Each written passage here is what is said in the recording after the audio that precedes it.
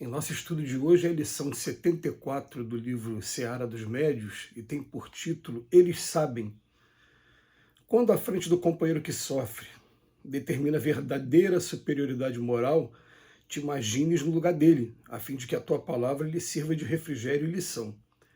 Excetuando as criaturas deliberadamente enfornadas na ignorância ou bestialidade no crime, que reclamam a compaixão da providência divina, ninguém se aprisiona em armadilhas do erro agindo de própria vontade. Aqui alguém abraçou a delinquência admitindo que afeto seja capricho. Ali há quem padeça escárnio na praça pública por haver acreditado cegamente naqueles que lhe zombaram da confiança. Perante os que lutam e choram nas consequências das próprias quedas, sejam encarnados ou desencarnados, arma-te de humildade e entendimento se aspiras a auxiliar. Convence-te, sobretudo, de que o necessitado é o primeiro a conhecer-se. O doente sabe em que ponto do corpo se lhe encrava a enfermidade e não aguarda acusações porque se desgoverna nos momentos da crise. Pede socorro e medicação. O mutilado sabe que peça lhe falta no carro orgânico e não aguarda acusações porque exibe forma imperfeita. Ele pede auxílio e recurso. O faminto sabe que tem o estômago torturado e não aguarda acusações porque se aflige em descontrole. Ele pede um prato de pão. O sedento sabe que carrega consigo o tormento da secura e não aguarda acusações por esgares que mostra. Ele pede um copo d'água fria.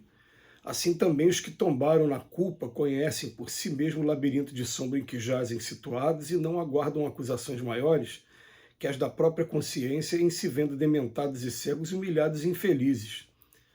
Diante, pois, do irmão que caiu em remorso e rebeldia, azedume e desespero, não lhe batas nas chagas. Se queres efetivamente reajustá-lo, deixa que o teu amor apareça e lhe tanja as cordas do coração.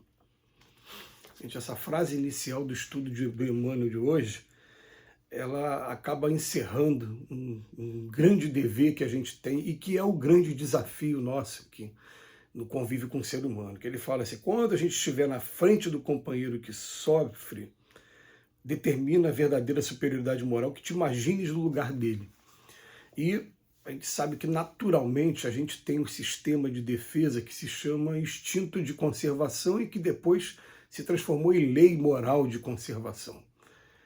Já foi instinto de conservação naquelas fases pré-espírito, e enquanto estava ali na fase vegetal, na fase do animal, a gente traz esse instinto ainda com a gente, mas com o tempo ele se transforma em critérios de sobrevivência. E nesses critérios de sobrevivência, se alguém chegar perto de você e falar assim, eu estou sofrendo porque perdi minha filha, raramente a gente vai se colocar na situação de imaginar a nossa filha desencarnando, sentir um pouco da dor que isso promoveria para poder entender a dor do outro. Porque esse instinto de conservação faz com que a gente já desvie aquele sentimento que é muito triste. Mas o que o Emmanuel começa fazendo aqui para a gente, que a verdadeira superioridade moral, sempre imagine no lugar dele, porque todos nós aqui na Terra, nós passamos algum momento por aquela situação de repente, você toma uma atitude que vai te fazer arrepender muito na frente, mas depois que você já tomou aquela atitude, já era, não tem mais como voltar e fazer diferente. E quando essa atitude ela diz respeito a algum ato reflexo que vai provocar um acidente de trânsito, ela até teria ali uma justificativa que pudesse tornar em pouco tempo aquela coisa digerível, mas quando é uma coisa moral, a gente fica, meu Deus, em tão pouco tempo eu perdi a cabeça, e xinguei, agredi, e agora estou sofrendo as consequências do que eu fiz. Aquilo vai mexer tanto com a gente. Então, mais uma vez, todas as vezes que a gente estiver conversando com uma pessoa e a pessoa desabafar o problema com a gente, vamos nos colocar no lugar da pessoa sem julgar. E muitas das vezes a gente fica até assim, eu não consigo nem me imaginar passando por isso, porque eu já venci essa dificuldade. Isso não me pega mais, quando a gente vai falar de determinados vícios. O vício do álcool. O vício do álcool não pega mais. Graças a Deus, depois de tantas encarnações, imagino eu, nessa encarnação, imagino não, um espírito já confirmou isso para mim, que isso já me fez sofrer no passado. Hoje a gente consegue ter um controle, entendeu? Mas quando estiver na frente de alguém, imagina você perder o controle, como diz lá no Livro dos Espíritos, as paixões só são úteis quando controladas. Quando a gente perde o controle dela, elas levam a gente para a ruína. São igual um corcel ou um cavalo, de acordo com a versão do Livro dos Espíritos que cada um tem. É esse o termo que os espíritos utilizam, que só tem utilidade quando são governados. Quando desgovernam, pode machucar e machucar muito a gente. Então, o Emmanuel ainda coloca uma exceção, fala, excetuando as criaturas deliberadamente enfornadas na ignorância ou bestialidade no crime, que reclamam compaixão da providência divina, ninguém se aprisiona em armadilhas do erro, agindo de própria vontade. Olha só que coisa legal, né? Que ele vem chamar a atenção da gente. A gente vai encontrar criaturas que estão na ignorância ou bestializadas no crime, como diz o Emmanuel aqui. Esses, realmente, a gente vai ter aquela sentença de Jesus, a responsabilidade tem o tamanho do conhecimento. Há muito será cobrado de quem muito recebeu. Tudo bem. Agora, tirando esses dois aqui, ninguém se aprisiona em armadilhas do erro, agindo de própria vontade. Não agiu. As circunstâncias da vida levaram a gente a tomar um caminho e, de repente, a gente está descobrindo que esse caminho é um caminho totalmente errado, trouxe algumas consequências, e essas consequências que estão pesando na balança da justiça divina. Então, o Emmanuel, ele vem nos chamar a atenção também de maneira muito profunda.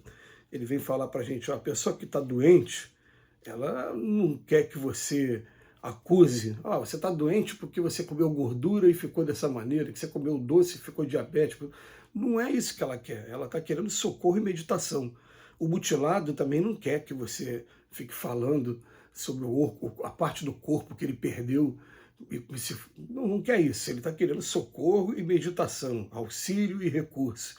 O faminto quer comer, o sedento quer água. Emmanuel usa alguns exemplos bem simples para a gente imaginar assim, gente, com os meus defeitos, eu não quero que a pessoa só fique o tempo todo me acusando e dizendo para mim, a responsabilidade é sua, porque você que tomou esse caminho. Isso eu já sei naturalmente, a consciência vai acusar naturalmente. A gente está querendo ajuda para resolver um problema em que a gente se meteu. Essa é que é a questão. Mas foi você que fez essa dívida enorme dessa maneira.